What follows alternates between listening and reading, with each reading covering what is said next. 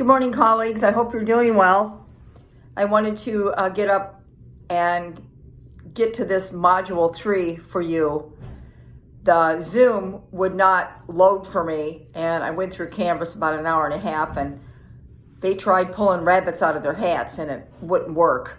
So in lieu of the Zoom deconstruct that I had yesterday, both at 9 and 12:30, I wasn't able to upload them. So here we go. First of all, let me say that your unit of studies are amazing. They are fantastic.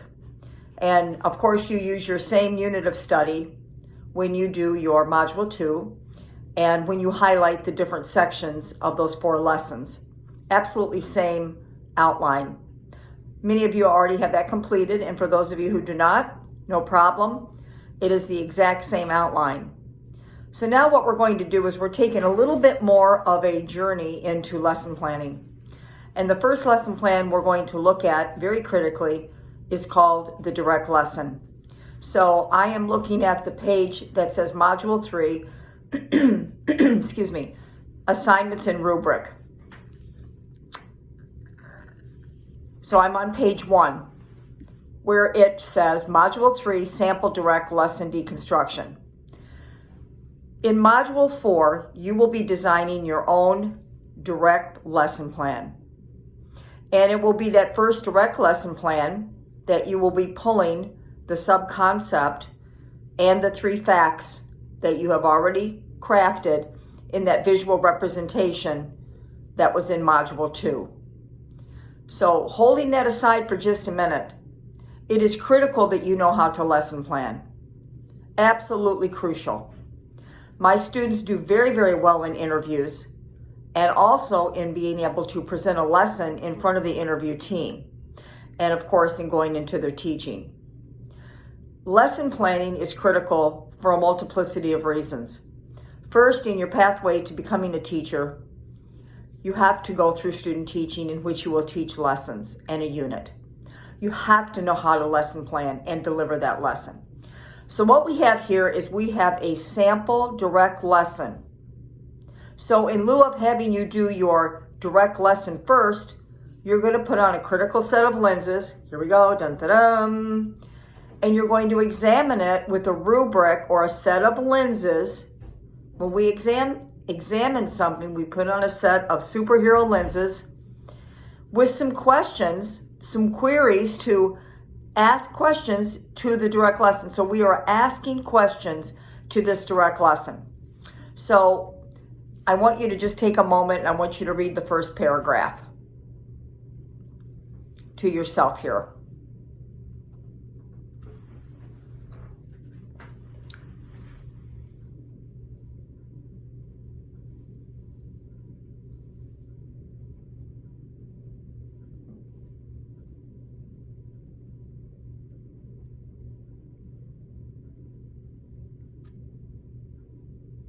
Okay, and as you see, we have a little Dr. Seuss cartoon that I put a little bit of a different title to. All the places we'll go on, the lesson plans we'll design.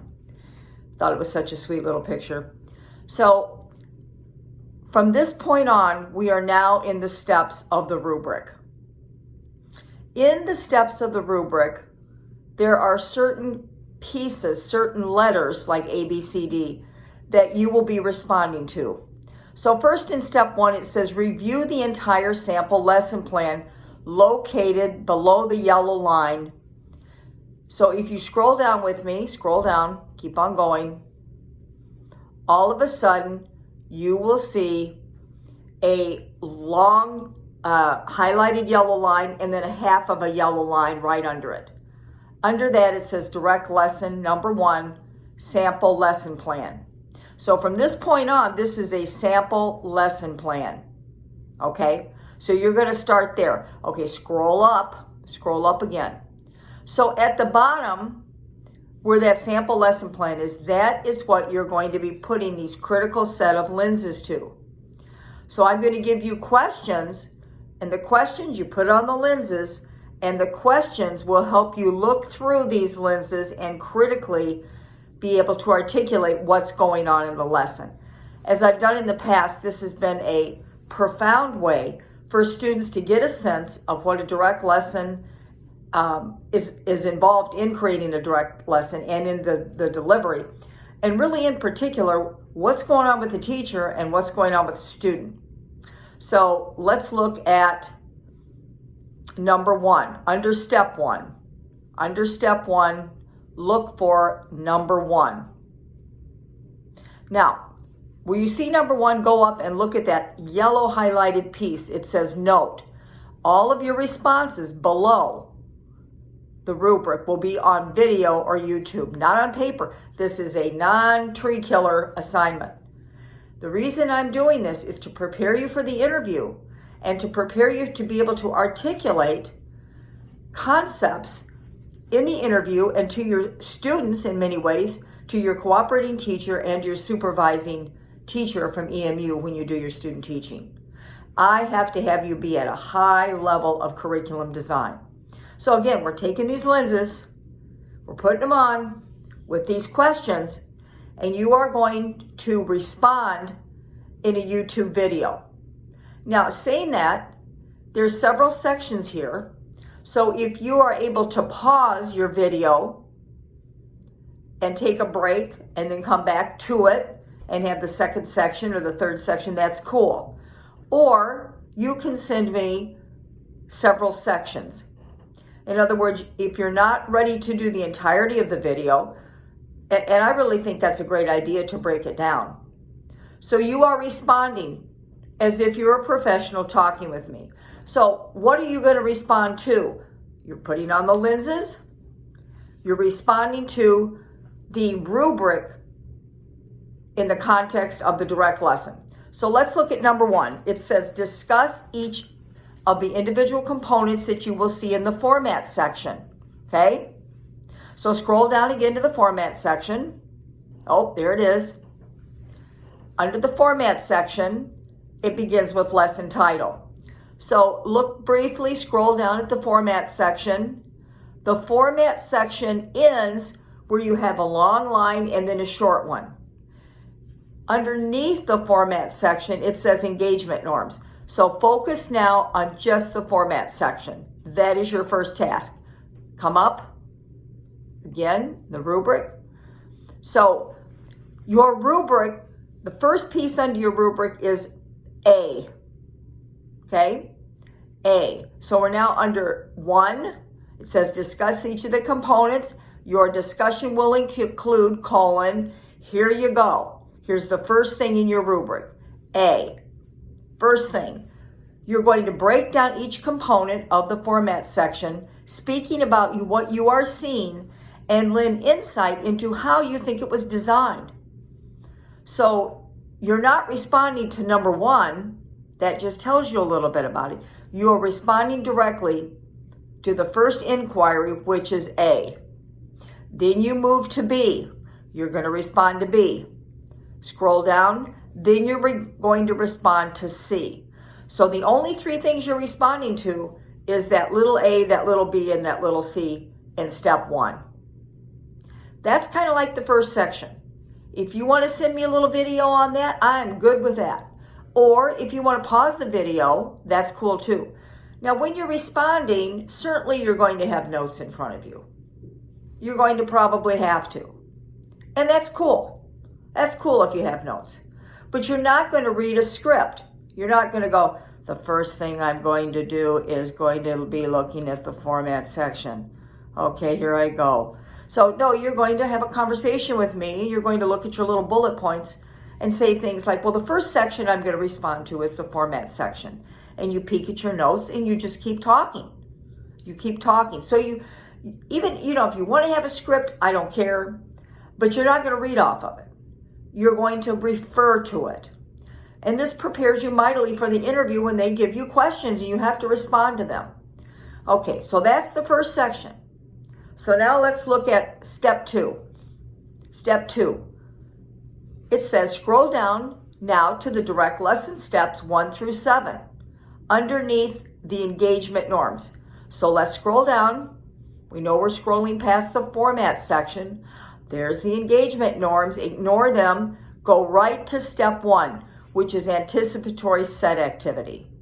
That's step 1. Keep scrolling. Step 2, objective.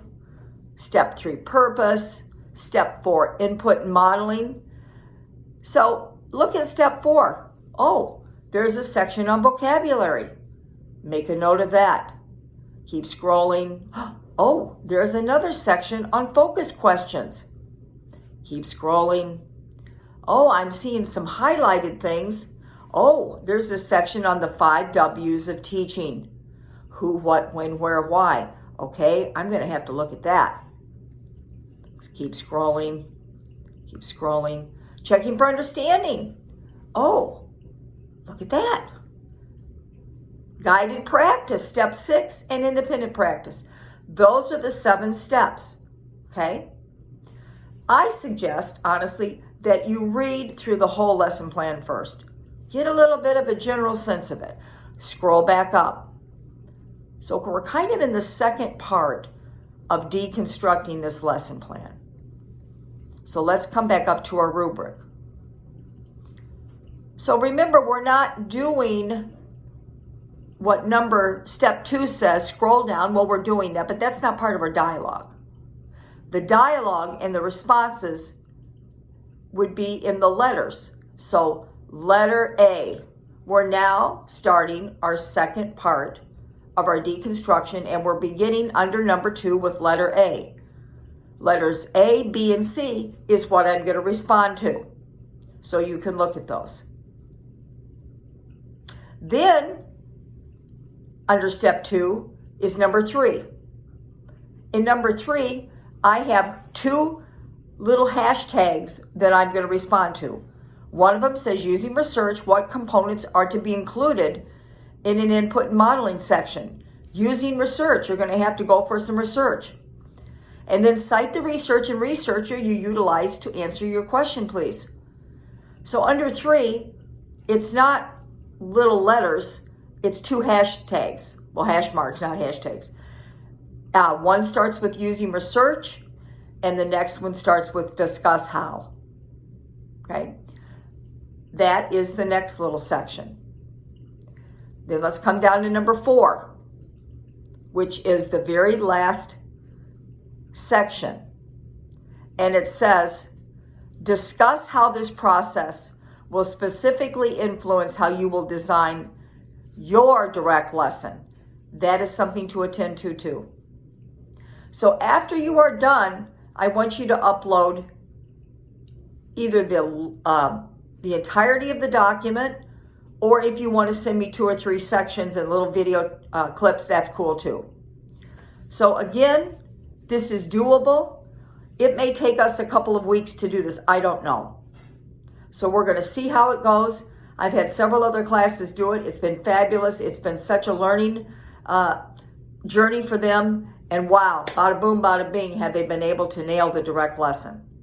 So I probably will go ahead and schedule some extra Zooms so you can come on, and I can also do some instruction other than our Monday and Wednesdays. So watch out for an email.